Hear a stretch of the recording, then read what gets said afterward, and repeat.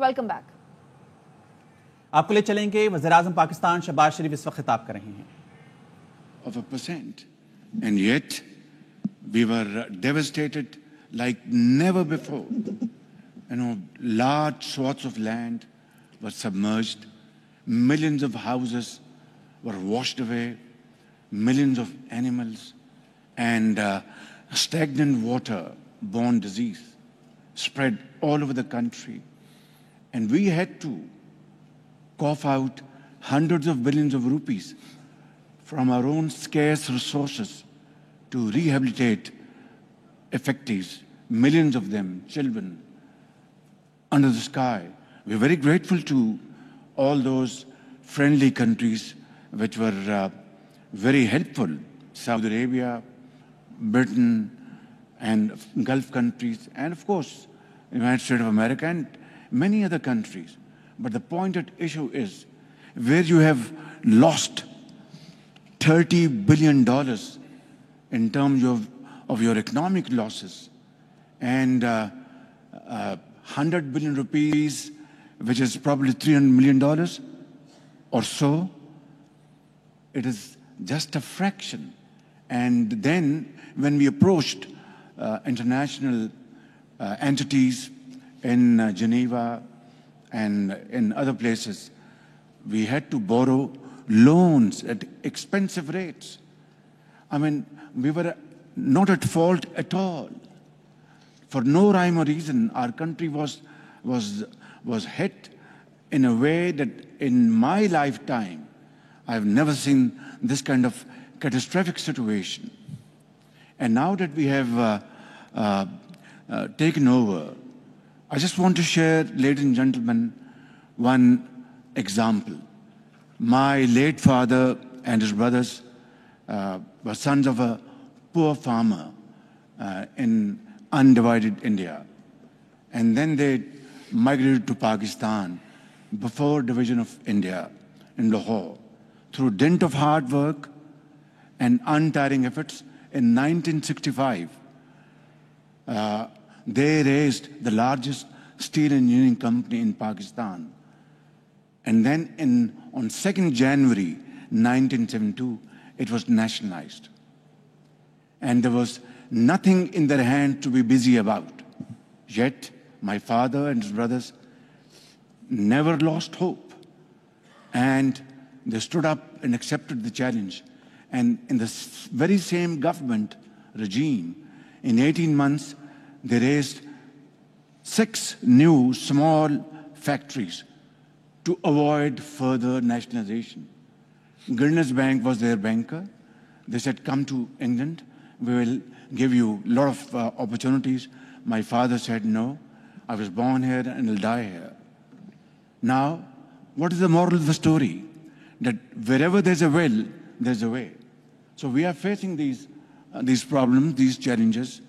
But I think global North has to appreciate that global South will survive, then they will survive. And vice versa. We have taken over the reign of the country again after 8th of February this year. And I am now determined, in terms of the example I've just given you, to put things in order. Easier said than done. For example, our power sector is in shambles. I'm being very honest with you.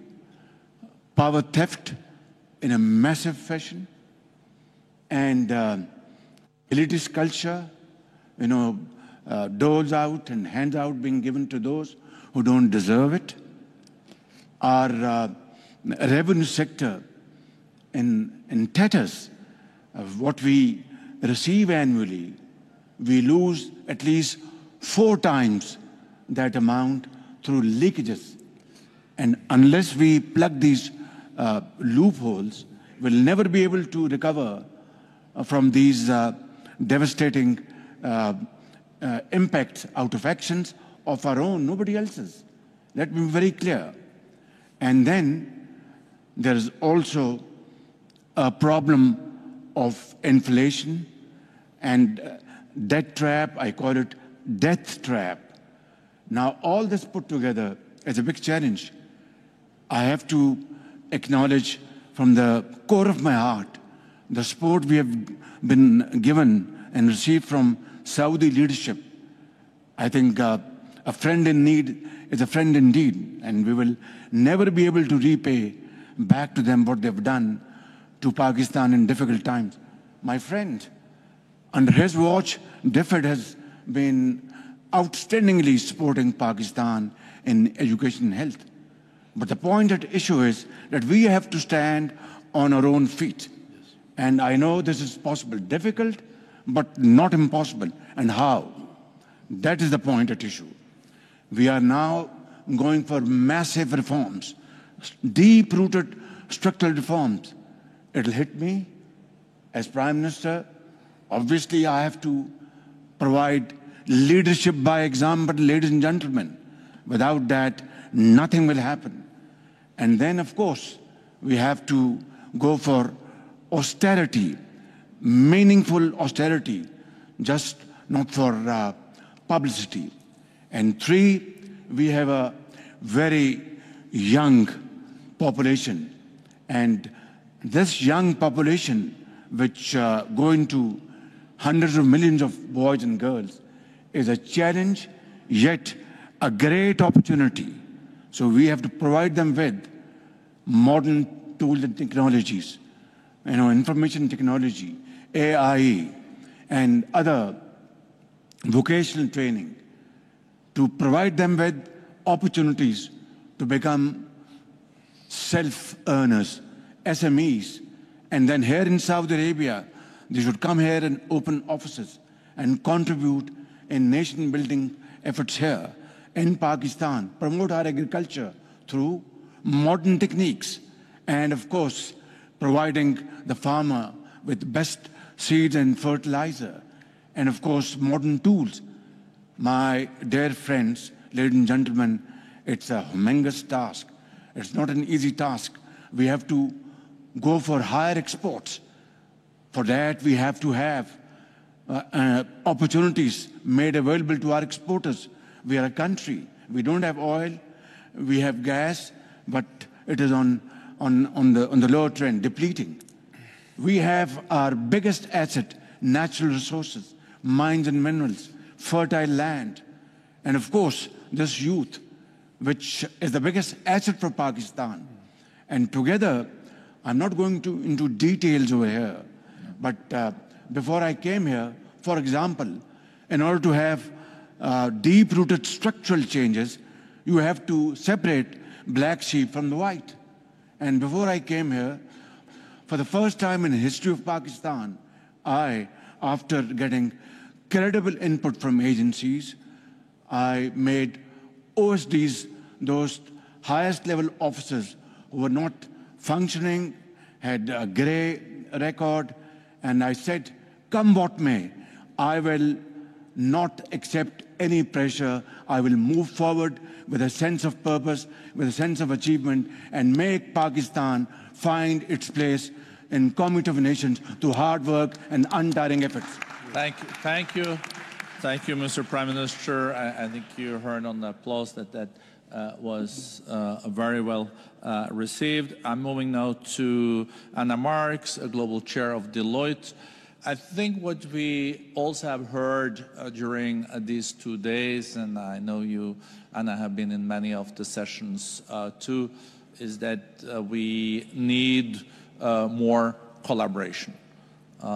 If we work against each other, it's not productive. And you're seeing this in business context all the time. How can we collaborate better to meet the targets we have set, being sustainability, being inclusion? So I know you have some thoughts on this. Well, thank you. And your mic.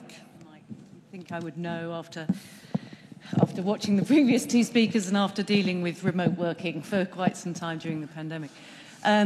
Thank you for the question, and thank you for the World Economic Forum and the Kingdom of Saudi Arabia for convening and hosting this special meeting. It has been a fantastic couple of days. And it has been inspiring to hear the openness, the enthusiasm, the acknowledgement, the optimism, despite the complexities.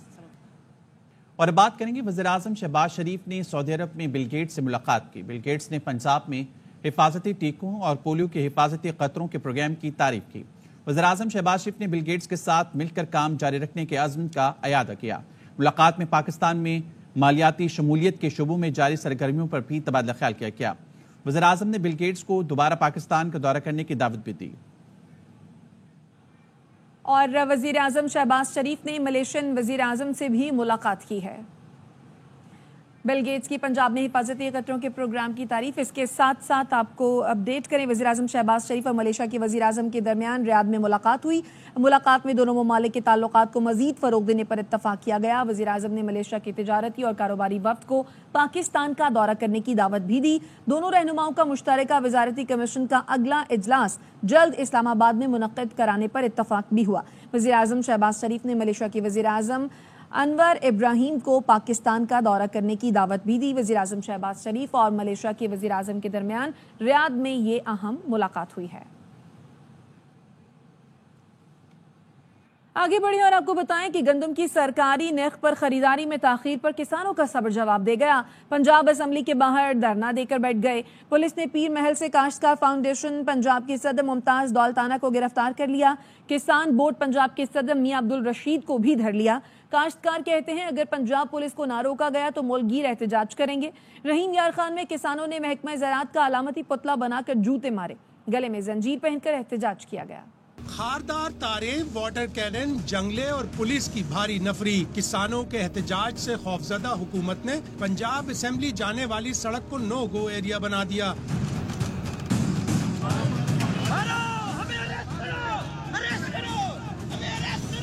کسانوں کو Punjab assembly پہنچنے سے روکنے کے لیے police حرکت میں آئی. مختلف مقامات پر چھاپوں کے دوران صدر کسان بورڈ پنجاب میاں عبدالرشید اور کاشتکار فاؤنڈیشن پنجاب کے صدر ممتاز دولتانہ کو گرفتار کر لیا. کئی دوسرے عہدیداروں کو بھی حوالات پہنچا دیا. کاشتکاروں کا کہنا ہے پنجاب پولیس کو نہ روکا گیا تو پورا ملک جام کر دیں گے. پنجاب حکومت قدموں پہ اترائی ہے. اگر کسانوں کو پرامن احتجاج کا حق نہ دیا گیا, تمام کسان تنظیمیں احتجاج کرتے ہوئے ملک کی تمام شہرائیں بند کر دیں. پنجاب پولیس ہمارے گھروں پہ چھاپے مار رہی ہے. ان چھاپوں کو, ان گرفتاریوں کو فی الفور روکا جائے. معاملات خراب ہوتے ہیں تو اس کی تمام تر ذمہ داری پنجاب پولیس پر عائد ہو. رحیم یار خان میں کسانوں نے گلے میں زنجیریں ڈال کر احتجاج کیا. محکمہ زراعت کا علامتی پتلا بنا کر جوتے لگائے. کسانوں کے دشمن اس ملک کو لوٹنے والے. ملتان میں کسان سڑک کنارے گندم بیچنے بیٹھ گئے. جڑاوالا, چنیوٹ, شیخو پورہ سمیت کئی اضلاع کے کسان گندم فروخت نہ ہونے کے باعث پریشان ہیں. ذرائع کا کہنا ہے کہ پنجاب حکومت کے پاس اگلے سیزن تک کی 23 لاکھ میٹرک ٹن گندم موجود ہے. بارش کی وجہ سے کسانوں کے پاس موجودہ گندم میں نمی ہے جسے اسٹور کرنا ممکن نہیں. حکومتی پالیسی پر پورا اترنے والے کسانوں کو 400 سے 600 روپے فی من سبسڈی دینے پر غور کیا جا رہا ہے. ہم نے کسانوں کے کسی نمائندے کو گرفتار نہیں کیا. حکومت کاشتکاروں کے حقیقی نمائندوں سے رابطے میں ہے. وزیر اطلاعات پنجاب عظمہ بخاری کہتی ہیں سیاسی دکانداری کے لیے لبادہ اوڑھنے والوں کو کسانوں کا نام استعمال نہیں کرنے دیں گے. کچھ ایسے موسمی کسان بن گئے جنہوں نے مخالف جماعت کی طرف سے الیکشن لڑے. حکومت کسانوں کے مفاد کا تحفظ کر رہی ہے لیکن کسی کو سیاست چمکانے کی اجازت نہیں دیں گے. مخصوص جماعت اپنے لوگوں کے ذریعے گندم کے معاملے کو سیاسی رنگ دے رہی ہے. یہ جماعت کسانوں کی سب سے بڑی دشمن ہے. پکڑ دھکڑ نہ روکی تو کسان حکومت کو نیست و نابود کر دیں گے. Opposition leader Punjab assembly Malik Ahmad Khan بھٹر کہتے ہیں فصلیں باہر پڑی ہیں. ٹک ٹاکر حکومت کسان کا معاشی قتل کر رہی ہے. پاکستان تحریک انصاف کاشتکاروں کے ساتھ کھڑی ہے. کسانوں کی فصلیں باہر پڑی ہیں. اس ٹک ٹاکر حکومت نے کسان کا معاشی قتل کیا. پاکستان تحریک انصاف اس ٹک ٹاکر کاسمیٹک حکومت کے ساتھ نہیں کھڑی ہوگی اور اپنے کسانوں کے ساتھ کھڑی ہوگی. یہ احتجاج ہمارا نہیں رکے گا جب تک ہمارے کسان احتجاج جاری رکھیں گے. پنجاب کے اور پاکستان کے کونے کونے میں وہ احتجاج جاری ہے. کسانوں کی جو پکڑ دھکڑ یہ کر رہے ہیں, کسان باہر نکلیں گے اور اس حکومت کو نیست و نابود کر دیں گے. PTI کا پنجاب کے کسانوں کے احتجاج میں ساتھ دینے کا اعلان. اسد قیصر کا قومی اسمبلی سے خطاب, کہا پنجاب کے کاشتکار بہت پریشان ہیں, کوئی پرسان حال نہیں. PTI اراکین اسمبلی کسانوں کے احتجاج میں شرکت کریں. اسد قیصر کا کہنا تھا کہ ملک میں جنگل کا قانون ہے, ہر جماعت جلسہ کرتی ہے, PTI جلسہ کرے تو دفعہ 144 لگا دیتے ہیں. ہمارے کاشتکار ہے, خاص کر گندم کی کاشتکار, وہ بہت پریشانی میں مبتلا ہے, ان کی کوئی پرسان حال نہیں ہے. میرا مطالبہ ہوگا ایک دن پورا اس کے اوپر پورا ڈیبیٹ کے موقع دیا جائے. اپنی پارٹی کی طرف سے اعلان کرتا ہوں, پنجاب کے کسان اس وقت پریشان ہیں اور پور طریقے سے اس احتجاج میں شامل ہوں گے, ان کے ساتھ ہوں گے. میں اپنے تمام MLA سے ریکویسٹ کرتا ہوں کہ ان کے احتجاج میں بیٹھیں, ان کے پاس جائیں. ملک میں جنگل کا قانون ہے, جس کے پاس طاقت ہے وہ اس ملک کا سب کچھ کرے گا. جب تحریک انصاف کوئی جلسہ کرتی ہے تو وہاں دفعہ 144 لگاتی ہے. اسپیکر صاحب, پنجاب میں جو ہمارے MLAs کو گرفتار کیا گیا تھا, کیا آپ سے پوچھا کیا جب ہمارے اپوزیشن لیڈر اور MLAs کو گیٹ پہ روکا گیا, اس وقت آپ کو بھرپور ایکشن لینا چاہیے تھا. اسمبلی اس طرح لگ رہی ہے کہ 85 سے پہلے جو مجلس شورا تھی اس سے بھی کمزور ہو گئی ہے. واپس آئیں گے اس بریک کے بعد, ہمارے ساتھ رہیے.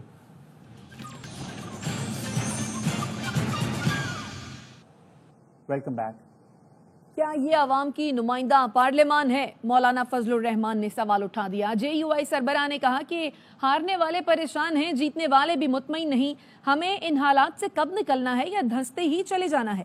PTI لارجر گروپ ہے تو اسے حکومت دے دیں. ہم کب تک سمجھوتے کرتے رہیں گے؟ کب تک ان کے دروازے پر بیٹھ کر یہاں آنے کی بھیک مانگتے رہیں گے؟ ہمیں تو 2018 کے انتخابات پر بھی اعتراضات تھے, آج بھی اسی قسم کا مینڈیٹ ہے. مولانا فضل الرحمان نے کہا PTI کو جلسے کی اجازت ملنی چاہیے. JUI 2 مئی کو کراچی, 9 مئی کو پشاور میں ملین مارچ نکالے گی. کسی نے روکنے کی کوشش کی تو مصیبت کو دعوت دے گا. ایوان پر سوال اٹھایا جا رہا ہے, ہماری عوامی نمائندگی پر سوال اٹھائے جا رہے ہیں. کیا یہ عوام کے نمائندہ پارلیمنٹ ہے, یہ اسٹیبلشمنٹ کا ترتیب دیا ہوا پارلیمنٹ؟ اس سے کب نکلنا ہے؟ ہمیں جو نتائج مرتب کر کے دے, جن کو یہاں پر بیٹھنے کے لیے فہرست میں نام شامل کرے. کب تک آپ سمجھوتے کرتے رہیں گے؟ ہمیں تو 2018 کے الیکشن پر بھی اعتراض تھا, آپ کو بھی اعتراض تھا. اس بار تو باقاعدہ اسمبلیاں بیچی گئی. کس طرح ہمارا ضمیر مطمئن ہے یہاں پر بیٹھنے میں؟ ہارنے والے بھی پریشان اور جیتنے والے بھی مطمئن نہیں. حکومت میں بیٹھی ہوئی جماعتیں, سینئر لوگ مجبور ہیں, اپنی ہی مینڈیٹ کو مسترد کر رہے ہیں. ہم یہاں کمزور بیٹھے ہوئے ہیں, ہم نے ہر مرحلے پر کمپرومائز کیا ہے, اپنے اصول پہ سمجھوتے کیے, ہم نے اپنی جمہوریت بیچی ہے, ہم نے اپنے ہاتھوں سے اپنے آقا بنائے ہیں. سربراہ سنی اتحاد کونسل نے PTI قیادت کو اسمبلیوں سے استعفیٰ دینے کی تجویز دے دی. میڈیا سے گفتگو میں حامد رضا نے کہا انہیں ووٹ بانی PTI کی رہائی کا ملا ہے, رہائی نظر نہیں آ رہی, لہٰذا ایسی پارلیمنٹ میں بیٹھنے کا کوئی فائدہ نہیں. حتمی فیصلہ بانی PTI کا ہوگا. سیاسی جماعتوں اور حکومت کے ساتھ مذاکرات ہونے چاہیے. میں پڑا ہوا ہے. مجھے جو حلقے کے 1.5 لاکھ ووٹر نے ووٹ دیا وہ عمران خان کی رہائی کے لیے دیا. عمران خان کو واپس لے کے آنا ہے. میں جس چیز پر کلیئر ہوں وہ یہ ہے, 3 ماہ میں عمران خان کی رہائی کے حوالہ سے ہمیں کوئی چیز سامنے نظر نہیں آ رہی. اگر عمران خان نے ایسے ہی جیل میں پڑے رہنا ہے, کم از کم میں ایسی پارلیمنٹ کا حصہ نہیں بننا چاہتا. میں سیاسی جماعتوں سے اور حکومت وقت سے ہی مذاکرات کا حامی ہوں, ان سے ہی ہونی چاہیے, لیکن حکومت بھی ایجنڈا لے کے آئے نا. عمران خان صاحب کی رہائی پہ, کارکنان کی رہائی کے اوپر, فارم 47 کے اوپر, ثانیہ 9 مئی کی جوڈیشل انکوائری کے اوپر, اگر یہ آئٹم سٹیبل کی جاتی ہیں تو مذاکرات. اسی سے بیک ڈور مذاکرات نہیں ہو رہے, ارادہ ہوا تو بانی PTI یا میں خود بتاؤں گا. اڈیالہ جیل کے باہر میڈیا سے گفتگو میں چیئرمین PTI بیرسٹر گوہر نے کہا بانی PTI نے واضح کہا ہے کہ پارٹی کے کسی نمائندے کو کسی سے مذاکرات کا کوئی اختیار نہیں. ہدایات دی ہے کسی بھی ڈائلاگ کے بارے میں کسی بھی ادارے سے پارٹی کے کسی کینڈیڈیٹ نمائندے کے پاس کوئی اختیار نہیں ہے کہ کوئی بات کرے. کوئی ہمارا ڈائلاگ کسی کے ساتھ نہیں ہو رہی. کوئی بات کرنا ہوا تو وہ خان صاحب کی ہدایات پہ آپ کے سامنے میں لے کے آؤں گا یا بانی چیئرمین آپ کو خود جیل میں بتائیں گے. وزیر اعلیٰ نے یہ نہیں کہا کہ ہم وفاقی حکومت پہ چڑھائی کریں گے. انہوں نے یہ کہا تھا کہ ہمارے ساتھ اگر زیادتیاں ہوگی, خان صاحب رہا نہیں ہوں گے, اگر KP کے وہاں سے اٹھ کے کھڑا ہوگا. انہوں نے جو الفاظ استعمال کیے انہوں نے اس تناظر میں پیش کیے تھے. کیا اسٹیبلشمنٹ اور بانی PTI میں کوئی ڈیل ہو رہی ہے؟ وفاق کی وزیر داخلہ سے صحافی نے سوال کیا تو محسن نقوی بولے میرے علم میں ایسی کوئی چیز نہیں. ECL سے نام نکالنے کا معاملہ کمیٹی دیکھتی ہے جو میرٹ پر فیصلے کرتی ہے. نام آپ کی منسٹری نے ECL سے نکالے ہیں, آپ کو لگتا ہے کہ ڈیل ہونے جا رہی ہے اسٹیبلشمنٹ کی عمران خان کے ساتھ, اور اگر وہ ڈیل ہوگی تو وہ کس کے ذریعے ہوگی؟ وہ تو کہتے ہیں ہم نے آرمی چیف سے بات کرنی ہے. یہ تو جو کر رہے ہیں ان سے پوچھیں. ECL سے نام لکھ لیں جس کی وجہ سے وہ ایک کمیٹی بنی ہوئی ہے, وہ پراپرلی کر کے نکالتی ہے. اگر کسی کا نام نہیں ہونا چاہیے تو نہیں ہونا چاہیے. وہ تو ڈیل نہیں ہو رہی کوئی میرے علم میں تو کوئی ایسی چیز. آڈیو لیکس کیس میں جسٹس بابر ستار کو الگ کرنے کی درخواستیں خارج. FIA, پیمرا اور PTA پر 5-5 لاکھ جرمانہ عائد. جسٹس بابر ستار نے سوال اٹھایا, ایگزیکٹو ججوں کو دھمکائے جج توہین عدالت کی کارروائی کرے تو مفاد کا ٹکراؤ کیسے ہو گیا؟ کیس کی منتقلی عدالتی کارروائی کو شرمندہ کرنا ہے.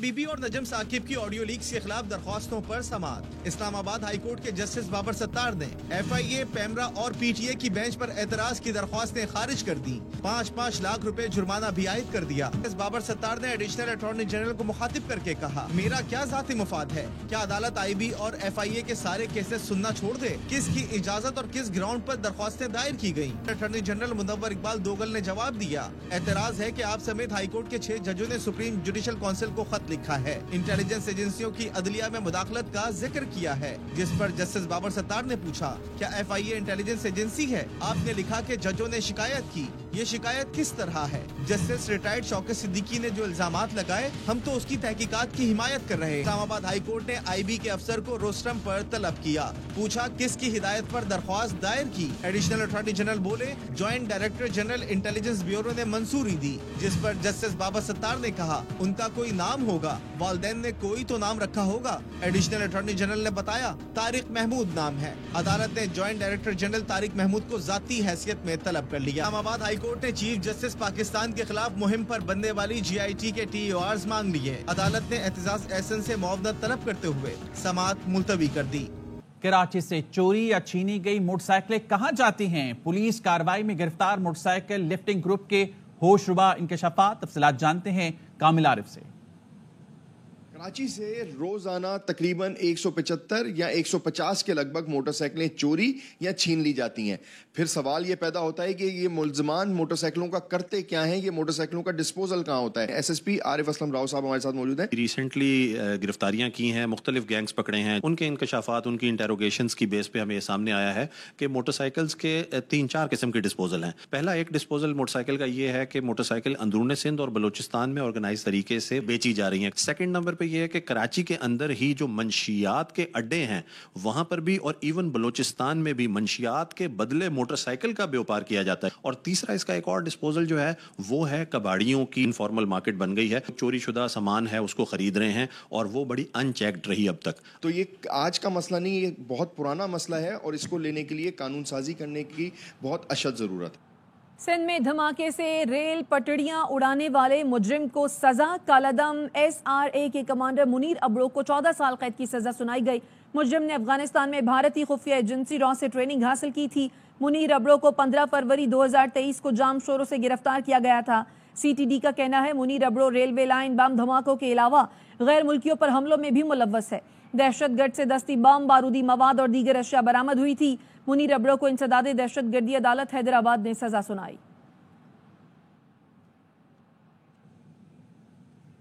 اور اب بات کریں گے آرمی چیف سے ترک لینڈ فورسز کے کمانڈر کی ملاقات. آئیوسفیر کا بتانا ہے باہمی دلچسپی کے امور اور 2 طرفہ تعاون پر بات چیت. باہمی تاریخی, ثقافتی اور مذہبی تعلقات پر اطمینان کا اظہار. آرمی چیف کا دونوں ممالک میں فوجی تعاون مزید مضبوط بنانے پر زور. ترک کمانڈر نے خطے میں امن و استحکام یقینی بنانے میں پاک فوج کے کردار کو سراہا. ترک کمانڈر کی GHQ آمد پر یادگار شہداء پر حاضری پھول رکھے. پاک فوج کے چاق و چوبند دستے نے ترک کمانڈر کو گارڈ آف آنر پیش کیا. کینیڈا میں سکھوں کی تقریب میں وزیر اعظم جسٹن ٹروڈو کی وزراء اور ارکان پارلیمنٹ سمیت شرکت. پنجابی میں خالصہ کا نعرہ بھی لگایا. سکھوں کی اقدار کو کینیڈا کی اقدار قرار دیا. کہا ویساکھی تقریبات ہم سب کو اکٹھا کرنے اور خوشی کا سبب ہیں. ٹروڈو کا ویساکھی پر اپنے پیغام میں کہنا تھا کہ سکھ اقدار کینیڈا کی اقدار ہے. سچائی, انصاف, کشادگی, ہمدردی اور خدمت خلق سکھزم کا خاصہ ہے. یہ سکھ کینیڈین کمیونٹیز کی دل کی اقدار ہے. سکھوں کی عبادت گاہوں اور کمیونٹی سینٹرز کی سیکیورٹی یقینی بنائیں گے. جسٹن ٹروڈو کے سامنے شرکا نے بھارتی رہنماؤں کے خلاف نعرے بھی لگائے. سکھ شرکا کا کہنا تھا کہ بھارتی وزیر اعظم نریندر سنگھ مودی ہردیپ سنگھ نجر کا قاتل ہے. سکھوں نے بھارتی رہنماؤں کے خلاف پوسٹرز اٹھا رکھے تھے. نیوز بلیٹن سے فی الحال اتنا ہی. دیکھتے رہیے ARY نیوز.